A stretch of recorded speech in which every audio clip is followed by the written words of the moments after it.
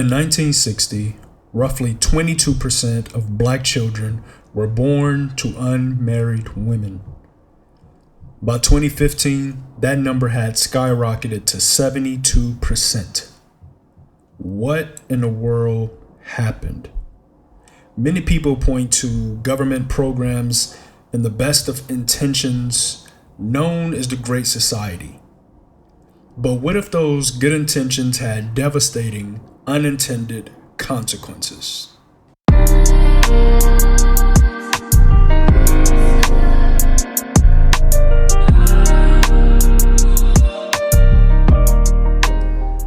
Welcome to the Unspoken Curriculum.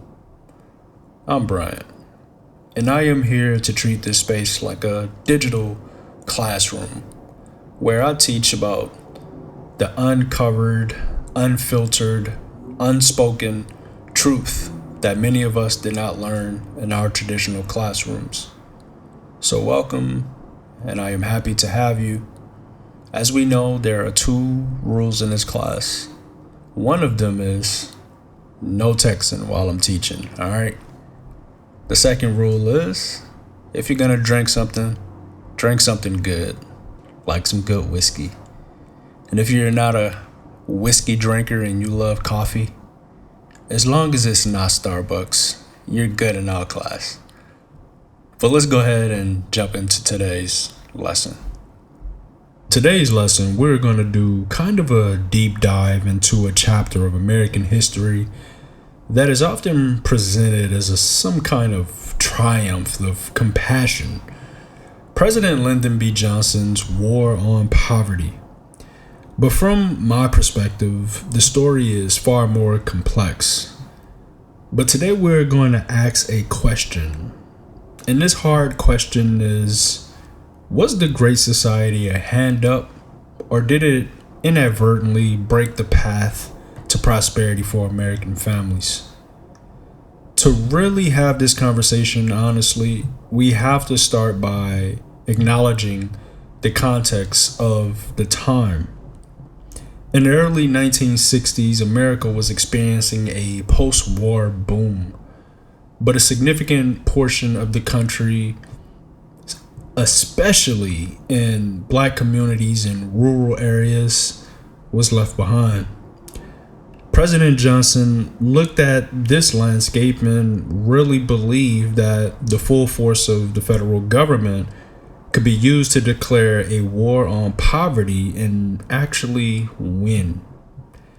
This led to an unprecedented expansion of the welfare state.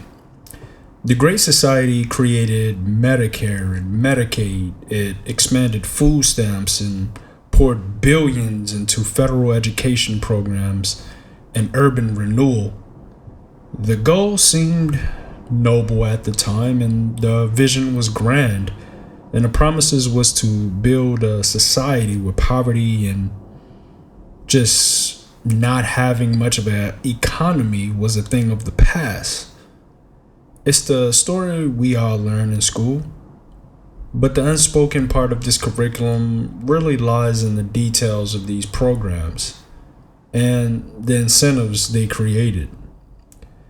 The centerpiece of this effort was the expansion of a program called Aid to Families with Dependent Children, or AFDC. And it had a perverse, unspoken incentive built into its core. To understand its impact, you have to really understand the infamous man in the house rule. In many states, a family was ineligible for these benefits or welfare benefits if there was an able-bodied adult male living in the home.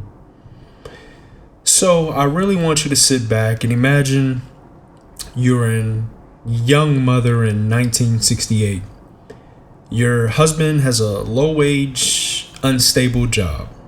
He might bring home less money than you could receive from the government through AFDC, but his presence in the home would disqualify you from receiving any of it. The government, with the best of intentions, and I air quote that for y'all, created a system where family was often financially better off if the father just left. It effectively created a marriage penalty. The state was becoming a more reliable provider than the husband. Now, this wasn't some secret conservative observation.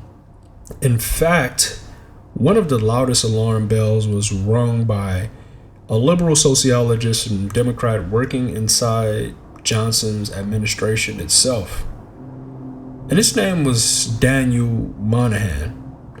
In his famous 1965 report, The Negro Family, The Case for National Action, Moynihan warned that the structure of the black family was approaching a complete breakdown. And y'all, he said this back in 1965. Can you imagine what he will say today?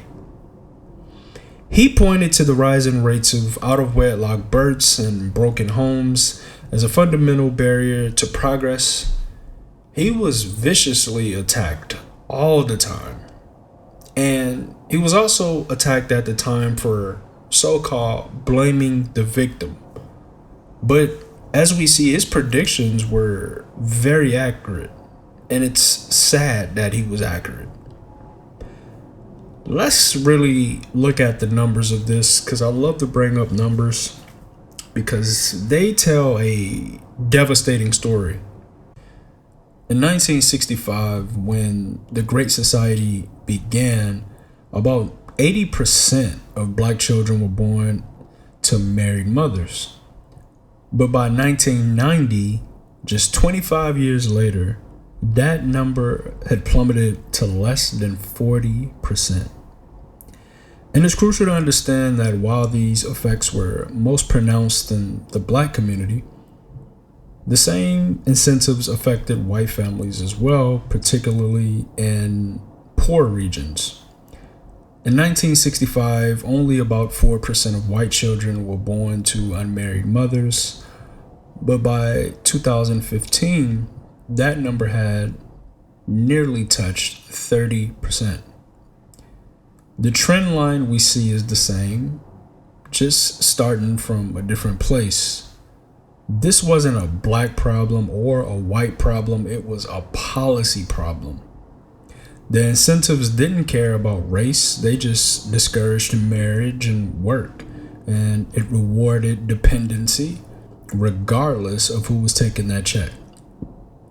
But the breakdown of the family wasn't the only unintended consequence. Another key part of the Great Society was urban renewal. The stated goal was to clear out the slums and build modern public housing and highways. But in practice, these projects often targeted self-sufficient black neighborhoods. If you watched any of my previous videos on the history of these communities, you would see. They bulldozed black-owned homes and businesses, displaced entire communities, and replaced them with isolated high-rise project-type buildings that we would say today, right? The projects. And those became epicenters for crime and despair. But one thing I saw from the writer James Baldwin is that he famously called the urban renewal Negro removal. It was sold as progress, but for many, it was the government-funded destruction of community wealth and social fabric. And this brings us to the road not taken. Because before the Great Society, American families, both black and white, were on the path of empowerment, building up from the bottom up. And that is why the American dream was so sought after. Many people saw that you can do anything in America, right? You can lift yourself up out of poverty. And as we seen at that time, poverty rates were falling for everyone due to the economic growth and migration that was going on. And I also saw this from one of the great black leaders in Booker T. Washington. He famously said in his Atlanta Compromise speech, "Cast down your bucket where you are. Believe that true, lasting prosperity comes from entrepreneurship, self-reliance, and the dignity of work, not from the top down through a government check." You gotta love it. So while the architects of the Great Society may have had noble intentions, the results speak for themselves. And their war on poverty inadvertently created a system that penalized marriage and weakened the family, the most essential anti-poverty institution known to man. We need our families back, y'all. It's a painful but necessary lesson to learn, and a lesson that shows even the best intentions from the government can sometimes have devastating and unforeseen consequences for everyone. But this is the kind of complex, uncomfortable truth that we're going to tackle here in this classroom. And if you believe that understanding these unspoken chapters of our history is essential to building not only our future, but for our children and grandchildren, then I invite you to subscribe to our classroom, the Unspoken Curriculum. Thank you guys so much. Hope to see you in the next class.